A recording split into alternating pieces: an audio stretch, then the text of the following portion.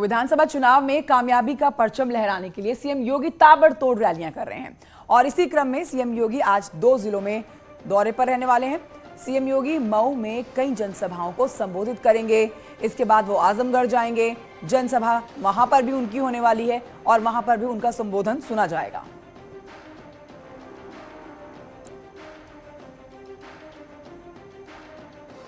और अब जल्दी से आपको बताते हैं कि बीजेपी के राष्ट्रीय अध्यक्ष जेपी नड्डा भी आज किस तरह से काशी में प्रचार करने वाले हैं। वाराणसी में आज नड्डा शाम को 2 बैठकें करने वाले हैं, 2 बैठकों में शामिल होंगे।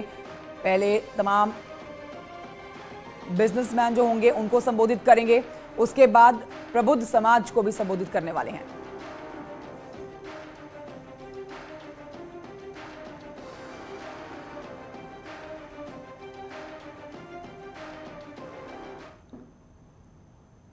कुशीनगर की फाजिल नगर विधानसभा में समाजवादी पार्टी नेता स्वामी प्रसाद मौर्य के काफिले पर हमला हुआ। बीजेपी सांसद संघमित्रा मौर्य ने अपनी पार्टी के कार्यकर्ताओं पर हमले का आरोप लगाया।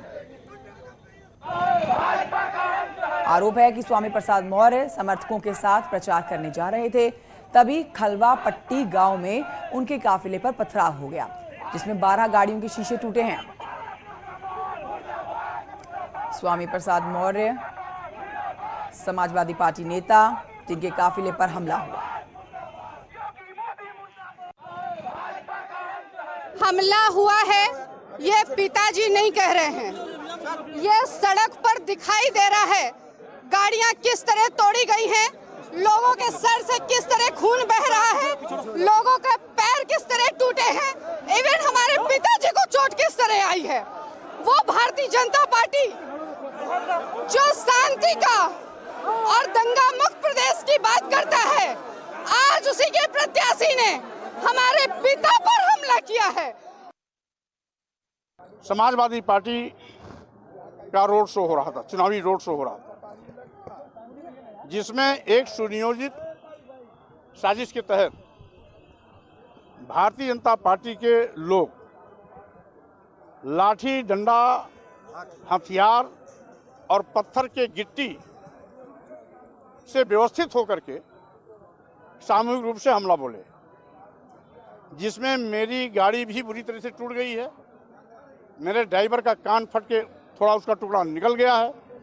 सैकड़ों गाड़ियां तोड़ दी गई हैं और साथ ही साथ सैकड़ों कार्यकर्ताओं को बुरी तरीके से दौड़ा के मारा है। चूंकि मैं दूसरी गाड़ी में बैठा था आज, इसलिए मेरी गाड़ी जिस गाड़ी में बैठा तो आगे निकल गई। तो अब यहां बताएं आपको इस पूरे हमले को लेकर समाजवादी पार्टी के अध्यक्ष अखिलेश यादव ने ट्वीट किया है। अखिलेश ने लिखा है कि स्वामी प्रसाद मौर्य पर हुआ हमला हारते हुए लोगों की अति निंदनीय हरकत है। ये हमला समाजवादी पार्टी गठबंधन के हर दल के कार्यकर्ता और उनके नेताओं के ऊपर किए गए हमले के समान है।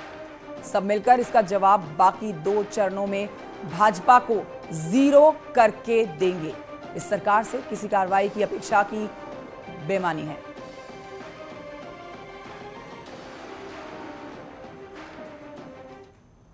और अब बढ़ते हैं आगे। लखनऊ के रमाबाई मैदान में समाजवादी पार्टी के कार्यकर्ताओं ने जमकर हंगामा किया। समाजवादी पार्टी के कार्यकर्ताओं ने गाड़ी को अंदर जाने से रोक दिया।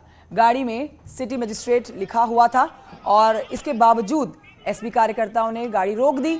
बता दें कि रमाबाई अंबेडकर मैदान में स्ट्रांग रूम बनाया गया है, जहां पर ईवीएम रखी गई हैं।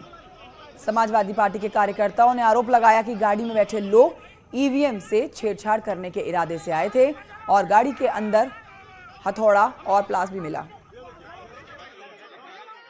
उसमें छेनी थी, हथौड़ी थी और ताले थे और सील थी। इसका मतलब था कि ये पूरी साजिश थी कि वहाँ ताले तोड़ करके छेनी से हथौड़ी से और ताले लगा के नए वहाँ अंदर किसी को एंट्री करानी थी। और जो लोग साथ में उस गाड़ी में और लोग थे वो उसमें से भाग गए, जो उस गाड़ी में से थे। इसलिए ये पूरी साजिश है जो यहाँ पर भारतीय जनता पार्टी सरकार की बेईमानी कराने की। किसी भी लोकतांत्रिक देश में इससे ज्यादा शर्म की बात नहीं हो सकती कि चुनाव के बाद अपोजिशन नेताओं को, कार्यकर्ताओं को ईवीएम मशीन जहां रखी हुई है उसे रखाना पड़ रहा है, उसके बाहर 24 घंटे बैठना पड़ता है कि कोई ईवीएम मशीन में छेड़खानी ना करे, और उसके बावजूद भी एक अधिकारी जिप्सी लेके घुस जाता है ईवीएम मशीन जहां रखी हुई है और उसके गाड़ी में छेनी हथौड़ी पाई जाती है। चुनाव आयोग को इस पर सख्त से सख्त कार्रवाई करनी चाहिए, तभी तो ये विश्वास खो रही है सरकार लगातार।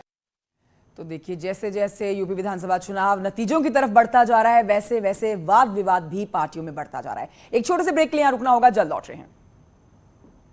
योगी और मठ की अटूट कहानी।